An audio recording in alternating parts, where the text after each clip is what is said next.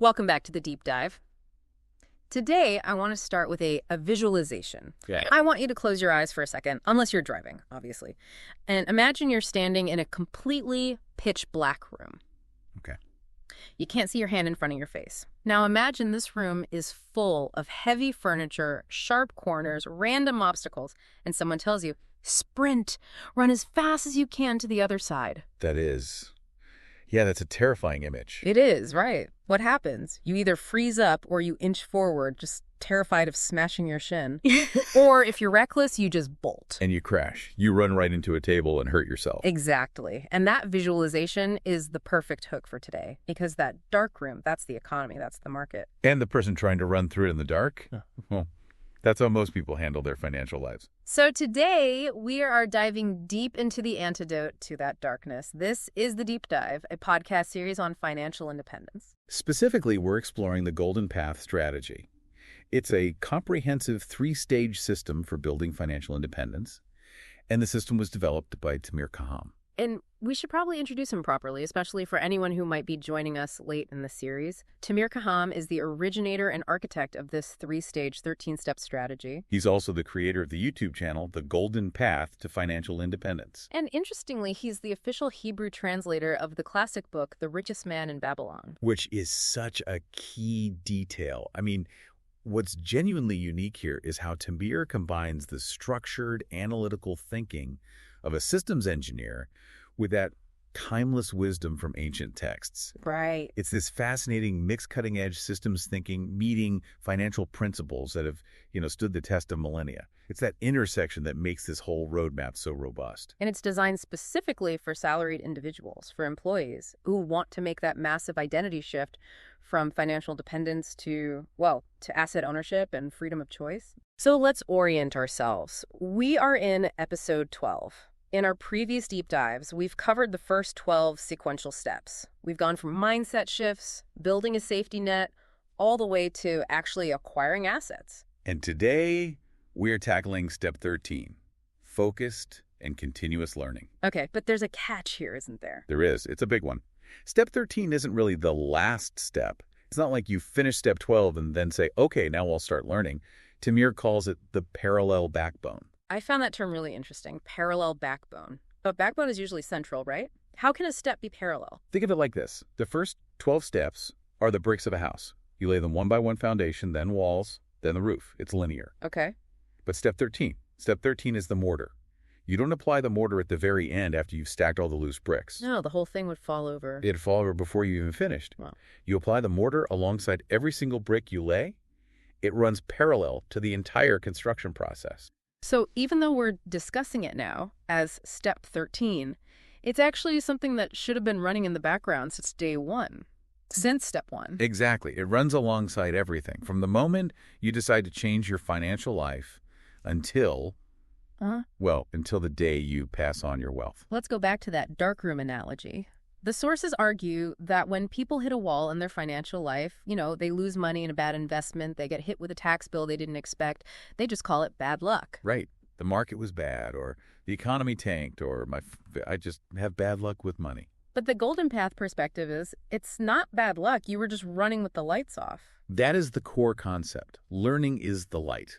And there's a really important distinction here. Turning on the light does not change the room. The furniture's still there. The furniture's still there. The sharp corners, which are, market crashes, inflation, recessions, they're still there.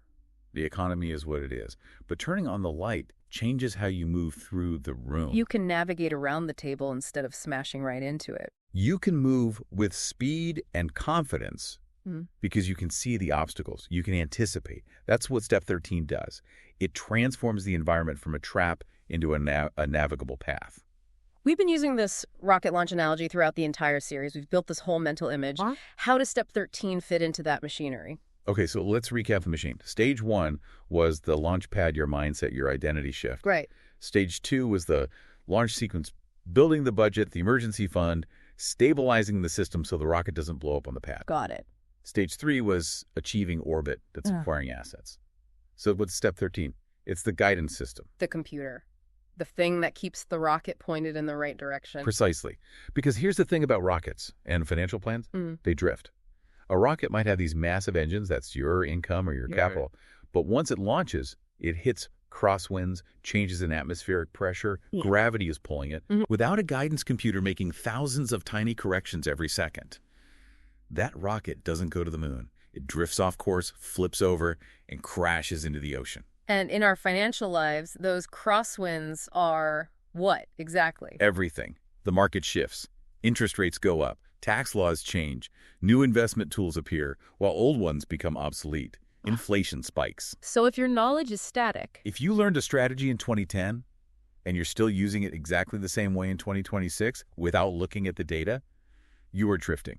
And in finance, drifting usually means losing capital. This connects right back to that blend of engineering and ancient wisdom we mentioned at the top. The source material brings up King Solomon. It does. King Solomon, historically considered the wisest and wealthiest man of his time, had a specific principle, he said. Both wisdom and wealth can shield us from life's storms, but knowledge and wisdom give life to their owner. Give life to their owner. I have to pause on that because that's dramatic. Usually in these conversations, we hear knowledge gives you better returns or it saves you fees. We don't usually hear knowledge gives you life. It sounds dramatic, I know, but think about that storm analogy. In a financial storm, a depression, a massive crash money provides shade. It's a shield. It buys you time. Okay. But if you have money without wisdom, the storm will eventually erode that money. You see lottery winners go broke in, 3 years? They had the shield, but they didn't have the survival mechanism. Because they didn't know how to replenish the shield. Exactly. Financial literacy wisdom, that's what allows you to survive, adapt, and rebuild. If you lose your money but you keep your wisdom, you can build the wealth back. If you have money but no wisdom, you're just waiting to lose it. So for an asset owner, literacy isn't a hobby. It is the survival mechanism. You just said asset owner again. We talk about that identity shift all the time. But why is learning a specific duty for an asset owner? I mean, why can't I just hire a guy? I have money now. I'll hire an accountant, a broker. Let them learn. You can hire them. You should hire them. Yeah. But here's the catch. Money is a language. If you don't speak the language, you're at the mercy of the translator. Ooh, that's good. I mean, think about it. If you're in a foreign country and you don't speak a word of the language and you hire a guide, you have no idea if that guide is taking you to the best restaurant or to the one where his cousin works and overcharges you. Or taking you down a dark alley. Exactly. Yeah. As an employee, the system is simple. Time for money. You don't need to speak finance fluently. But as an asset owner, you're managing a complex system. Most investment losses don't come from bad luck. They come from people entering a game they just don't understand. Right. They're flying the rocket without the guidance system. An asset owner accepts that learning the language is part of the job description. Yeah. You have to be able to audit your own experts. Okay, so let's get practical. Because I know what people are thinking. Okay, I get it. I need to learn. But does that mean I need to go get an MBA? Does step 13 mean I have to spend 4 hours a day reading dry textbooks? Because frankly, who has time for that? No, and Tamir is very clear on this. We are avoiding analysis paralysis. The approach is a cycle, a loop. The cycle is learn, understand, act, review, and then learn again. Okay. And there is a golden rule here that I want everyone to tattoo on their brain. We do not act to learn. We learn so we can act. We do not act to learn. Let me play devil's advocate here. Isn't experience the best teacher? I learned to cook by burning a few omelets. Why can't I learn to invest by just buying a few bad stocks? Because the stakes are fundamentally different. If you burn an omelet, you're out, 3 eggs in 10 minutes. Mm-hmm. The cost of that education is 50 cents. Right. In finance, trial and error is brutally expensive. If you learn by doing with your retirement savings, a single mistake can set you back 10 years. 10 years of salary. Exactly. You cannot afford to learn about leverage by going bankrupt. Focused learning is about shrinking the margin for error before you put capital at risk. You want to crash the simulator, not the actual jet. That makes total sense. We want to learn enough to be competent. Competent. Exactly. Look at Tamir's own journey. He didn't start any of this until he was 45. He read Rich Dad, Poor Dad. And that was the spark, that identity shift. But he didn't just stop there. He spent years learning. And kept learning. Yes, that's the key. Even after he achieved financial independence, after he reached orbit, he kept learning. But why? I mean, if you're in orbit, haven't you made it? You won the game. Because orbit decays. Gravity is always pulling. And, life changes. Tamir had to learn about intergenerational wealth transfer. He had to learn how to help his kids buy homes in a totally different market than the one he bought in. The guidance system never turns off because the mission profile is always changing. I think the biggest barrier for people, and I feel this too, is just the sheer volume of information. You go on YouTube, you look at the news, and it is a fire hose. It's overwhelming. It is a complete fire hose. I mean, where do you even start? Crypto, bonds, ETFs? It feels like if you don't know everything, you can't do anything. And that is the number one enemy of Step 13, fire hose effect. The solution that Tamir proposes is what he calls focused learning. You cannot learn everything. You shouldn't even try. You need to identify the gap. The specific gap between where you are right now and the single next step you need to take. Okay, let's role play this. Let's make it real for the listener with the framework from the source. The 30-day focused learning sprint. Let's do it. Okay, I'll be the guinea pig. Let's say I've done the first few steps. I've got my emergency fund, I have some savings, but I know I need to start investing in index funds, but I'm terrified. I don't know how to actually push the button.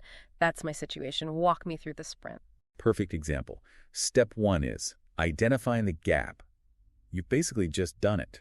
You don't need to learn about real estate zoning laws right now. Your gap is, I don't understand the mechanics of buying an index fund. Okay, gap identified. Step 2. Step 2, set a goal. Define exactly what you will understand in 30 days. It has to be concrete.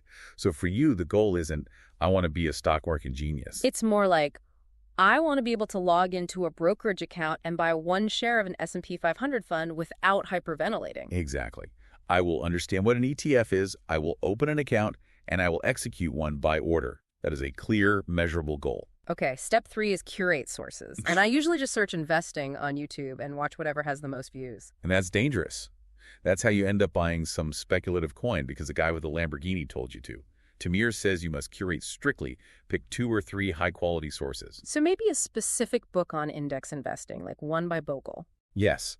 A classic book, a reputable course, maybe the official guides from the brokerage platform itself. You want structured information, not, entertainment. Avoid the get-rich-quick rabbit holes. Right.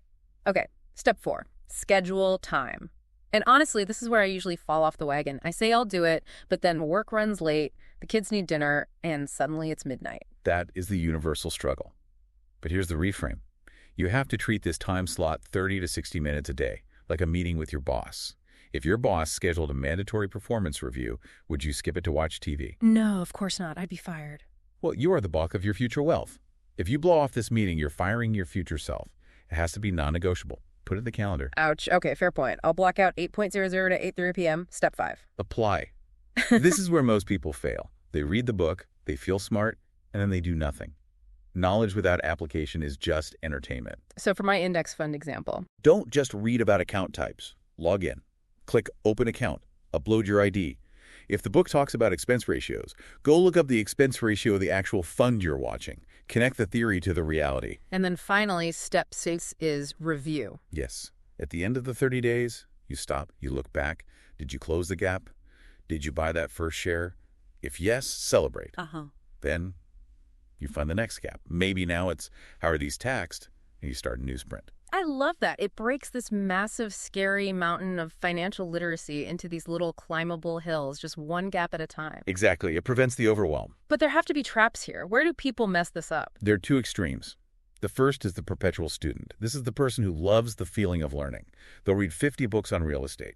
They know every theory, but they never actually make an offer. That's just analysis paralysis in disguise. It is. The other extreme is the blind driver. The person who thinks learning is boring and just wants action. They throw money at things, hoping something sticks. Yeah. And they usually crash. Step 13 is about the balance. Learn enough to act, then review, then learn more. It really reinforces this idea that the golden path isn't some set-it-and-forget-it scheme. It's a lifestyle change. I'd go further. It's a profession. Being an asset owner is a second profession. You wouldn't expect to be a doctor without continuing medical education. You wouldn't expect to be a pilot without simulator training. So why would you expect to build and keep wealth without continuing financial education? That really puts it in perspective. It brings us right back to that Solomon quote. Knowledge gives life. When you understand the system, when you understand taxes, compound interest, market cycles, you stop being a victim of the economy. You turn the lights on. You start being the captain of your own ship. That's what Step 13 is all about. Now, before we wrap this up, we have to be the adults in the room for a second. This is important. Absolutely. It is critical to state that everything we've discussed today and in this entire series is for educational purposes only. There are no guarantees of results. The fact that this strategy worked for Tamir Khaham does not mean it will work for you in exactly the same way.